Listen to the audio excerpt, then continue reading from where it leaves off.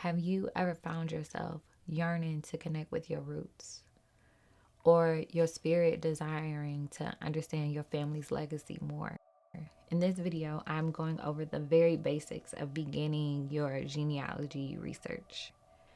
By the time I was 19 years old, all of my grandparents were deceased. I was unsure how I could go deeper into my ancestry for ancestral healing when the family's stories, lessons, experiences, wisdom was no longer in this physical world. And so, with no family historian, just me, with a bunch of scattered notes and ideas and dreams and what I felt like was a calling, I began to look. This is a path to creatively activate your healing through ancestral narratives.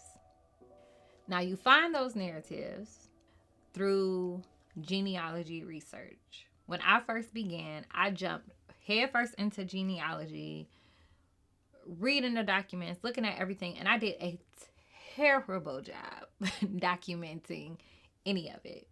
And so I'm going back and I'm beginning all over again, this time with a lot more intentionality, this time with more clarity, and a heavy emphasis and focus on my organization so that this becomes an heirloom that I can pass down to my children and they can pass down to their children, ultimately creating what I'm calling an heirloom of healing.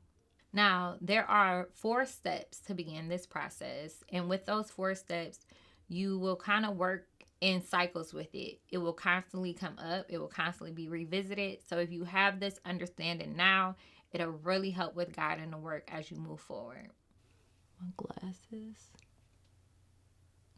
glasses, I smashed them today, so they like slightly crooked and it's super aggy, but here we are. First thing first, you have to start with what you know. Write out, starting from yourself and going backwards, your parents' name, then your grandparents' name, and your great-great-grandparents' names, their birthdays and their death dates. If you have obituaries, if people in your family have obituaries, try to get them, collect them. But you want to write out all the information that you know and just put it like in a notebook and kind of see, this is what I know about my family tree offhand. Then placing that basic information in a pedigree chart will then help guide your research, because then you will be looking to identify different holes. Genealogy is baby steps. If you ask anyone who does genealogy work, they will say it is a lifetime project. So, slow and steady wins the race. Emphasize the narratives of the first 3 generations. So that is you, your parents, your grandparents. We were in the wombs of our grandparents. So we have been in the same environment with those 3 generations our entire lives, even before we came into existence. And the feelings, the thoughts, the events that took place in their lives had an impact on our DNA. So a lot of the things that you are seeking to identify, the things that you need to heal from, the things that you may be able to identify different gifts in, it does start kind of heavily within that 3 ring. And then as you branch out, once you get out of the 5th generation, you kind of get completely clear out of that, and it's new cycles. That are still there, but it's not as dense of an impact as it is within those first 3 generations. Write down your narrative, write down your story, and begin to think about what are some things that you know constantly comes up for you. So an example for me, when I started my genealogy research, I was looking at the pattern of teenage pregnancy in my family. I was 17 when I got pregnant with my daughter. My mother was 17. I later found out my grandmother was 17. Started doing genealogy. My great-grandmother was 17. My great-great-grandmother was 17. And so it's like these lines of people who are 17 years old who are having babies. And then when I start having more conversations with my mother, I started really unpacking what were some of the things of what we were feeling and experiencing in our lives that led to this teenage pregnancy. I highly recommend reading the book It Didn't Start With You, just to get more in-depth understanding of just like how that worked. And I will also suggest reading The Body Keeps the Score. Two really good books that kind of propelled things forward for me. And this is helpful if you can't really go back far, or if there are question marks like, I don't know who my father is, I don't know who my grandfather was, I don't know. And it's these holes. There are ways of intuitively understanding those circumstances and situations.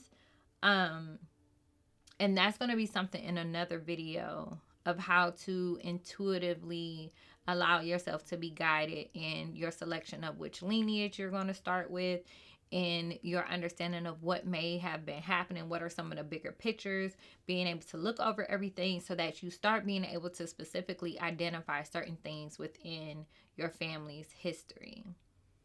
And that leads to 3. Select a lineage to follow and go one ancestor at a time. You have your maternal side and your paternal side. And then you have your grandparents and you have your great greats. So you want to kind of pick a path to just keep going down, because it's a lot. Each generation multiplies the generation before it by 2. So you start off with 2 of your parents, then you got 4 grandparents, and then it's 8, then it's 16, then 32, and so on and so forth. So it's a lot of people. And that also should feel encouraging, because that means there's also a lot of opportunity to understand and identify with someone that you might resonate with more. I felt like the black sheep most of the time. And there's other ancestors who felt like the black sheep of the family. So I'm really not. I'm just a few generations removed from who was like most like my spirit. But you want to go one ancestor at a time and utilize a template on an ancestor profile. So there'll be a link in the description to be able to download a template so that can guide you on what information am I trying to collect about each ancestor. And I also encourage you to overlook certain things that you don't want to include certain things that you're more curious about. Allow yourself to be guided in the way that feels right for you, and that is the information that you want to hold on to. Keeping the templates helps you with your organization down the line. You want to make sure that you are documenting what you have, and you're also citing where did you get the research from.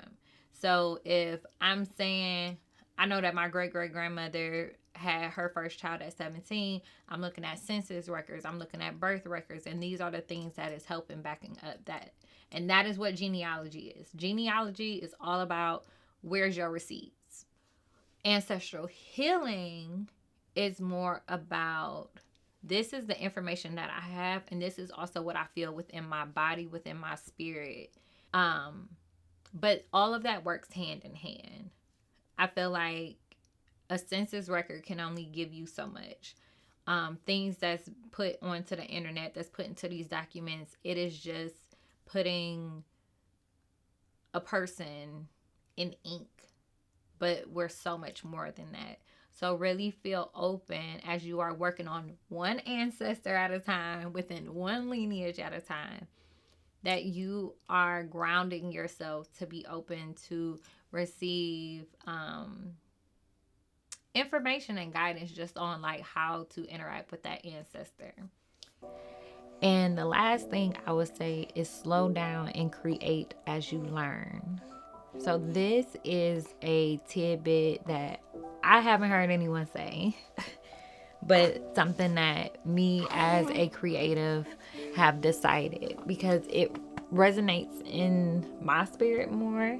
And I do know that we all were created by a divine creator in order to create.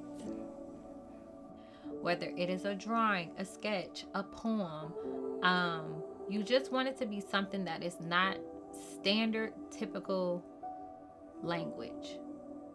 Yes. All of us have a creative spirit, and a lot of times trying to just put things into words is limiting. Putting things into language holds barriers sometimes. So to take in the information from a logical standpoint, but then try to allow it to process out of your spirit in a way that you create something. And don't judge it. Just do, just feel, and you can always go back and revise it. But it's all about exploring, it's all about connecting. Subscribe to build your genealogy research and to go deeper into ancestral healing while creating heirlooms of healing. I look forward to being able to feel your energy in the next video. Until then, peace. Mommy did it.